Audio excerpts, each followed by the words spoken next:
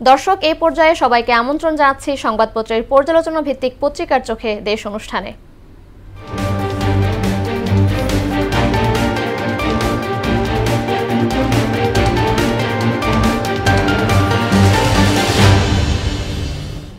দর্শক, অনুষ্ঠানের আজকের অতিথি মোহনা টেলিভিশনের সিনিয়র রিপোর্টার মনিরুল ইসলাম। মনির, পত্রিকার চোখে দেশ অনুষ্ঠানে আপনাকে আমন্ত্রণ জানাচ্ছি। ধন্যবাদ। আপনাকেও ধন্যবাদ। প্রথমে দেখে নেব বিভিন্ন পত্রিকার শিরোনামগুলো। আমার হাতে শুরুতেই আছে প্রথম আলো। তারা শিরোনাম করেছে, সোনা চোরাচালান দ্বন্দ্বে খুন, কলকাতায় সংসদ সদস্য খুন, চাপ মুক্তির আনন্দের এক জয়। আছে ইত্তেফাক, দৈনিক ইত্তেফাক।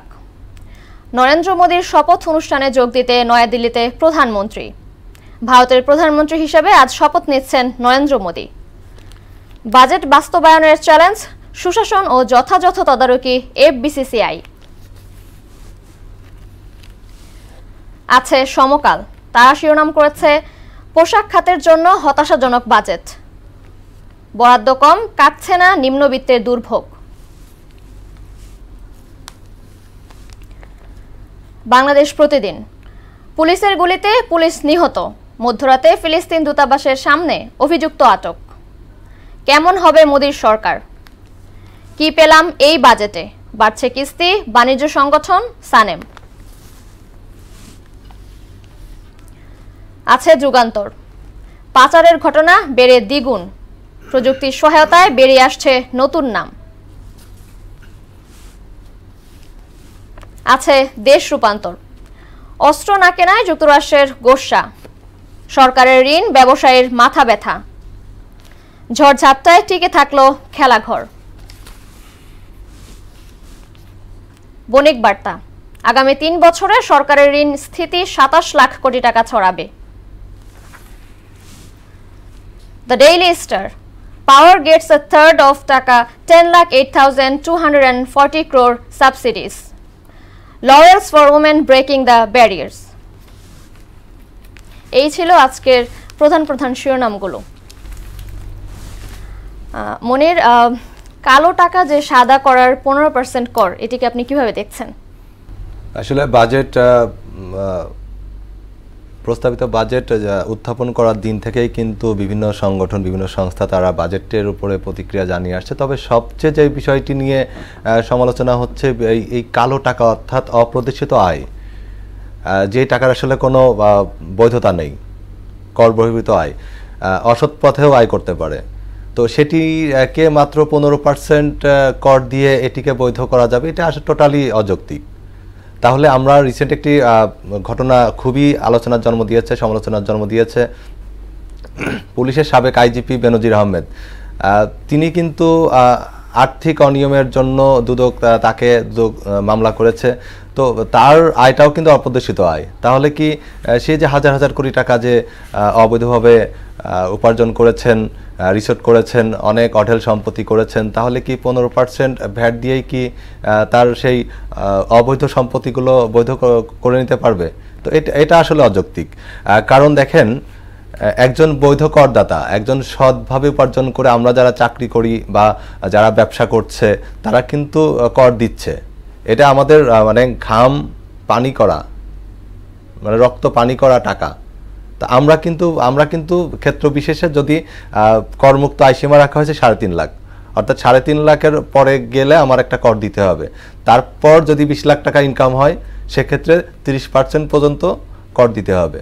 তাহলে আমি কিন্তু আমার বৈধ টাকা, আমার রক্ত ঘাম পানি করার টাকা আমি 30% দিচ্ছি, আর যারা অবৈধভাবে উপার্জন করেছে তারা 15% দিয়ে বৈধতা পাচ্ছে। তো এটি নিয়ে প্রধানমন্ত্রীও আসলে সমালোচনা, তারও দৃষ্টি এড়ায়নি। তিনি বলেছেন যে এটি আসলে একটি টোপ। তো আমার মনে হয় কি যে আপনি হয়তো জানেন যে দীর্ঘ 2 বছর ধরে ব্যাংকিং খাতে টালমাটাল অবস্থা, তারল্য সংকট প্রকট হয়েছে। তো এই ব্যাংকিং খাতকে চাঙ্গা রাখার জন্য একটা কৌশল হতে পারে, যেহেতু আমাদের অর্থমন্ত্রী তিনি অর্থনীতির বেশ ভালো বোদ্ধা, হয়তো তার নিজস্ব একটা পলিসি থাকতে পারে। তো এটি আমি বলবো টোটালি অযৌক্তিক। ঠিক আছে। দেশ রূপান্তরে আছে যে তারা শিরোনামটি করেছে যে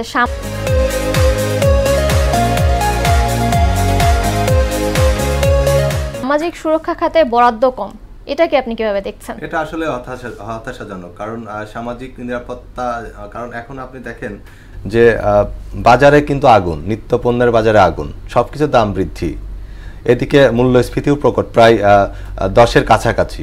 এটি কিন্তু চলমান 1 বছর ধরে চলছে।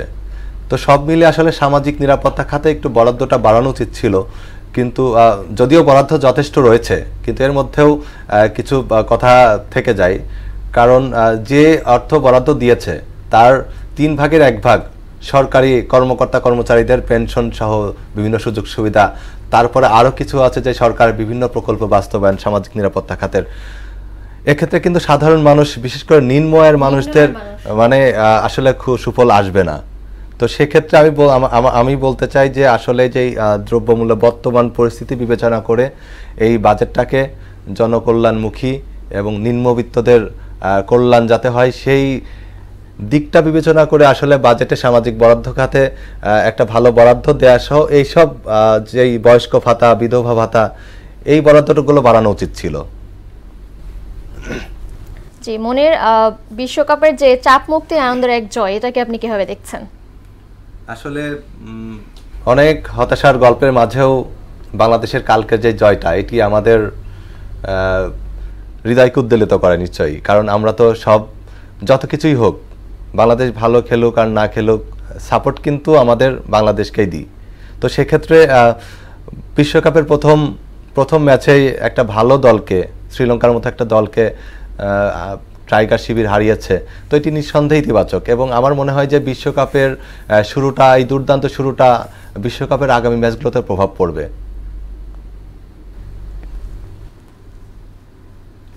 আমি আরেকটি প্রথম আলোর যেটি গুরুত্বপূর্ণ শিরোনাম, যে চোরাচালান দ্বন্দ্বে খুন হয়েছে ঝিনাইদহ 4 আসনের সংসদ সদস্য আনোয়ারুল ইসলাম। তো আসলে আমি বলবো যে দেশে এক প্রকার সুশাসনের ঘাটতি এবং জবাবদিহিতার ঘাটতি রয়েছে, যার কারণে একজন জনপ্রতিনিধি, এই যে আমরা যদি বলি যে ঝিনাইদহ কালীগঞ্জ সীমান্তের কোটচাঁদপুর সীমান্তে দিয়ে যে চোরাচালানের যেই রুটটা, এটি কিন্তু টোটালি নিয়ন্ত্রণ করতে হয় যে এমপি, আমরা বিশেষ করে গণমাধ্যমে জেনেছি। এবং এমপির যে স্থানীয়রা, তারাও কিন্তু আসলে আমরা শুনেছি যে মিষ্টি বিতরণও করেছে। তো একটি দেশে যখন আইনের, সুশাসনের ঘাটতি থাকে, জবাবদিহিতা থাকে না, তখন কিন্তু এটি এরকম ঘটনা আমরা আরও দেখব। মনির, আপনাকে ধন্যবাদ আমাদের সাথে স্টুডিওতে উপস্থিত হওয়ার জন্য।